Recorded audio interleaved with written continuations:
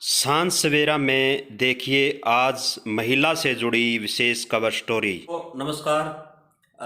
मैं बलजीत जांगड़ा आप सभी का हमारे YouTube चैनल सांझ सवेरा में हार्दिक अभिनंदन करता हूं, स्वागत करता हूं और सभी से अपील करूंगा कि आप हमारे YouTube चैनल सांझ सवेरा को ज़्यादा से ज़्यादा लाइक करें, सब्सक्राइब करें। दोस्तों, आज मैं आपके सामने एक कवर स्टोरी लेकर आया हूं। वो कवर स्टोरी है उस महिला के बारे में जिसे आज़ाद भारत में कह सकते हैं कि जिस महिला को आज़ाद भारत में पहली बार फांसी होगी, उस महिला से जुड़ी ये कहानी है। और कहानी क्या है कि जिसे फांसी दी जानी है, बहुत सारे लोगों की जिज्ञासा रहती है कि आखिर ये महिला कौन थी, क्या इसका दोष था, क्या इसका कसूर था जिसके कारण इसको फांसी दी जा रही है। उस महिला से संबंधित ये कहानी है जिसने पूरी मानवता को, पूरे देश को झकझोर करके रख दिया। बहुत ही दर्दनाक और बहुत ही नृशंस हत्या हम इस कह सकते हैं कि ये मामला कह सकते हैं। और उसी से जुड़ी ये घटना है, उसी से जुड़ी ये कहानी है। तो उम्मीद करता हूँ कि मैं आपको सरल शब्दों में इस कहानी को पूरी आपके सामने रखूं और आपको पसंद आए। तो साथियों, शुरू करते हैं। कहानी यूपी के अमरोहा जिले के बावनखेड़ी गांव की है और यहाँ की एक लड़की है जिसका नाम है शबनम। शबनम के परिवार में 7 सदस्य है। उसकी पिताजी है, उसकी माँ है, उसका भाई है, उसकी भाभी है और इसके साथ साथ उसकी बहन है और उसका भाई का एक 10 महीने का बेटा है। और शबनम क्या है कि शबनम का गांव के एक लड़के जिसका नाम सलीम है उससे प्यार हो जाता है और दोनों का प्यार क्या है, एक परवान चढ़ता है। और दोनों की आपस में जो प्यार प्यार है जो वो धीरे धीरे वो क्या है कि सोचते हैं कि हम शादी कर लेते हैं। और उस शादी में जो है एक बड़ा रोड़ा बनता है।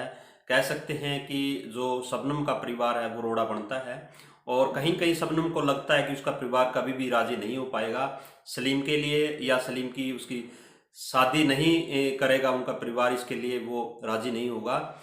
और इसी बीच क्या होता है कि शबनम गर्भवती हो जाती है और सलीम क्या है कि सलीम उस पर दबाव डालता है शादी करने के लिए। शबनम भी कहती है कि मैं आपके साथ शादी करने के लिए तैयार हूँ, लेकिन कहीं कहीं मेरे को लगता है कि मेरा परिवार रोड़ा बन सकता है। सलीम कहता है शबनम से, क्या आप अपने मेरे प्यार के लिए या मेरे से शादी करने के लिए आप अपने परिवार को हटा सकती है। तो शबनम उसके लिए कहीं कहीं हाँ भर देती है और कहती है कि मैं ऐसा करके दिखा दूंगी और जो मेरा परिवार है मैं उसको अपने रास्ते से हटा दूंगी। कहीं कहीं सलीम के जो दिमाग में बातचीत ये रहती है कि इसके परिवार के, शबनम के परिवार के हटने के बाद या उसको मतलब वो करने एक तरफ करने के बाद वो उससे शादी रचाएगा और उसके बाद जो उसके पास, शबनम के पास जो ज़मीन है या जायदाद है, उसके बल पर वो अपनी एक अलग से ज़िंदगी, नई ज़िंदगी शुरू करेगा और ऐशो आराम की ज़िंदगी शुरू करेगा। तो ये एक कहानी है। कहानी क्या है कि ये घटना जो है 15 अप्रैल 2008 की है। उस रात की है, हम कह सकते हैं 15 अप्रैल 2008 की रात की है, यानी कि आज से 13 साल पहले। और उस समय जो शबनम की उम्र है जो वो मात्र 23 साल है। और दोनों सलीम और शबनम क्या है एक साजिश रचते हैं शबनम के परिवार के लिए जिसमें 7 सदस्य हैं। और ये साजिश उनकी एक तरह की जो है वो रचते हैं, वो धीरे धीरे आगे बढ़ती है साजिश। और क्या है कि सलीम जो है एक नशीली दवा देता है शबनम को, कहता है कि आप इसको अपने घर वालों को, क्या है कि दूध में जैसा भी है आप घर वालों को दीजिए दवाई, और नशीली दवाई देता है और उसके बाद हम उनको बारी बारी से सभी को ठिकाने लगा देंगे, मार देंगे। और तो इसी घटना, इसी साजिश के तहत वो अपनी घटना को अंजाम देते हैं और 15 अप्रैल 2008 की रात को वो ऐसा कर देते हैं और पूरे परिवार को नशीली वो जो है गोलियां हैं वो मिलाकर, दूध में मिलाकर पिला दी जाती है। कह सकते हैं कि जो उकलाना खंड के, या उकलाना खंड के जो पास में हम कह सकते हैं रेलू राम जो पुनिया हत्याकांड हुआ था, उसी से मिला जुला ये घटनाक्रम है पूरा। और क्या है कि उसके बाद जो नशीली दवाई दी जाती है पूरे परिवार को, और उसके बाद क्या है कि पूरा परिवार बेहोश हो जाता है। उसके बाद एक कुल्हाड़ी से दोनों बारी बारी से, सबसे पहले जो उनके पिता है, शबनम के पिता है शौकत अली, उसकी माँ हाशमी और भाई अनीस अहमद और उनकी पत्नी अंजुम और भतीजी रबिया व भाई रशीद, इनको बारी बारी से वो क्या है कि उनका गला काट देते हैं कुल्हाड़ी से। और सभी को मार देते हैं। और उसके बाद क्या है कि जो भाई अनीस है, उसका बेटा है एक 10 महीने का, उसको वो छोड़ देते हैं। और लास्ट में क्या है कि उसको गला दबा कर क्या है उसको भी मार देते हैं। ये पूरी घटना है 15 अप्रैल 2008 की। और उसमें क्या है कि ये पूरा इसकी साजिश जो है शबनम और सलीम ने जो रची थी, उसकी उसी के तहत, उस साजिश के तहत इस परिवार को पूरे को मार दिया जाता है। तो ये पूरी घटना है। उसके बाद क्या है कि जो है अगले दिन क्या, वो उसी रात को क्या है कि रात लगभग 1:30-2 बजे की घटना बताई जा रही है। और वो चीखें आती है, चीखें मारती है शबनम पूरे परिवार के पास बैठ के।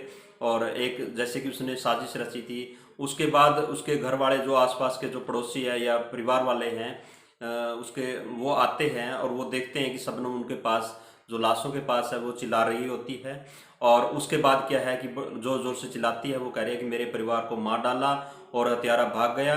और वो कहती है कि यहाँ से कोई, यहाँ जो बदमाश आए और उन्होंने मेरे परिवार को, सभी को ख़त्म कर दिया। और क्या है कि हमारा जो है यहाँ से जो भी घर का था सामान लूट कर ले गए। और ऐसा वो बोलती है। और क्या है कि परिवार वाले जो है, आसपास के पड़ोसी ऐसा मान लेते हैं। उसके बाद पुलिस आती है सुबह, और रात को ही पुलिस पहुंच जाती है। उसके बाद क्या है कि सुबह तफ्तीश होती है मामले की। और पुलिस तुरंत इस मामले में भाग जाती है। कहीं कहीं जो आरोपी है वो घर के अंदर है, बाहर कोई, यहाँ कोई बाहर से कोई ऐसा व्यक्ति नहीं आया जो इस परिवार को क्या है ऐसे मारकर चला जाए। तो इस पूरे घटने की जांच होती है। अगले दिन यूपी की जो मायावती है, तत्कालीन मुख्यमंत्री, वो पहुंचती है मौके पर।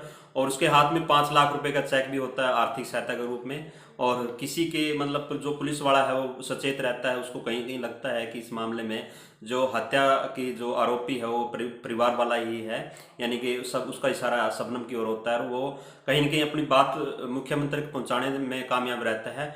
और वो जो 5 लाख का चेक है, वो मुख्यमंत्री, तत्काल मुख्यमंत्री जो मायावती है, वो कहीं न कहीं वापस रख लेती है। और वो उस परिवार को आर्थिक सहायता नहीं देती।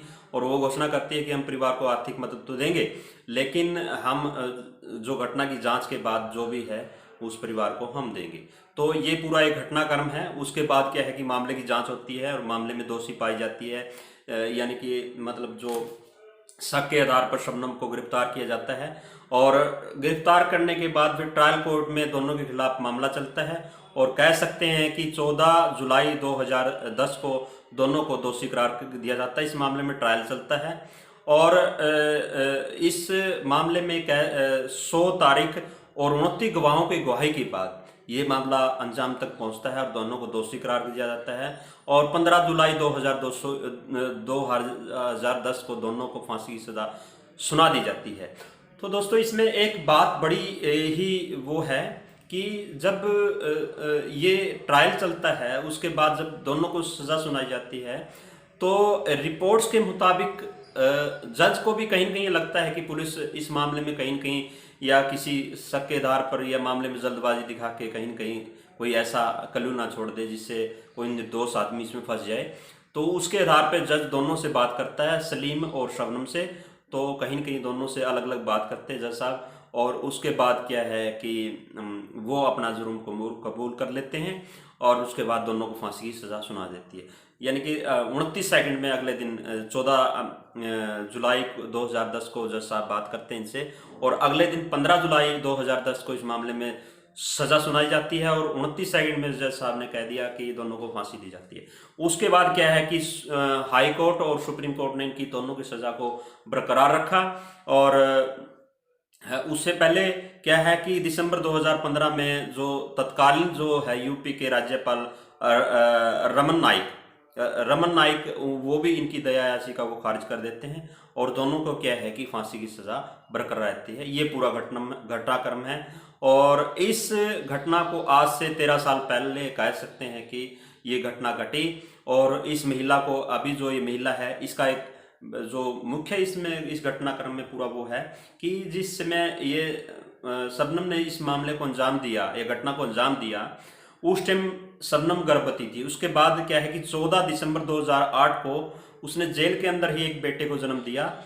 और बेटे को जन्म दिया, उसके बाद 15 जुलाई 2015 के बाद उसका जो बेटा है, यानी कि उसके वो क्या नाम है, उसके बेटे को रिहा कर दिया जाता है जेल से। और वो जो है बेटा क्या है कि जो शबनम का कॉलेज का बॉयफ्रेंड था उस्मान सैफी व उसकी पत्नी दोनों को सौंप दिया जाता है।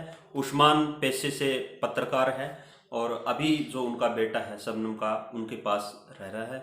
ये पूरा घटनाक्रम था दोस्तों, और आशा करता हूँ, उम्मीद करता हूँ और कि आपको ये कहानी बड़े सरल शब्दों में मैं आपको समझा पाया, आपको बता पाया।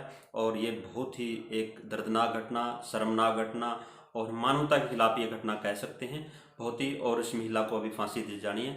रामपुर जेल में बंद है ये फिलहाल महिला, और इसको क्या है कि मथुरा जेल में फांसी होगी। और अभी जो है इसको डेथ वारंट जो है जारी किया जाना है अदालत की ओर से, वो पेंडिंग है। और जो जेलों में है, जेल में, मथुरा जेल में अभी फांसी की तैयारी शुरू की जा रही है और शुरू कर दी गई है। और जैसे ही डेथ वारंट जारी होगा उसके बाद इसको दोनों को फांसी दी जाएगी, इस महिला को फांसी दी जाएगी सबसे पहले, उसके बाद सलीम को फांसी होगी। तो दोस्तों आशा उम्मीद करता हूँ कि आपको ये कहानी जो भी है अच्छी लगी होगी। और बड़ी ही दर्दनाक घटना है ये। और सभी से अपील करूंगा कि आप हमारे यूट्यूब चैनल शान सवेरा को ज़्यादा से ज़्यादा लाइक करिए, सब्सक्राइब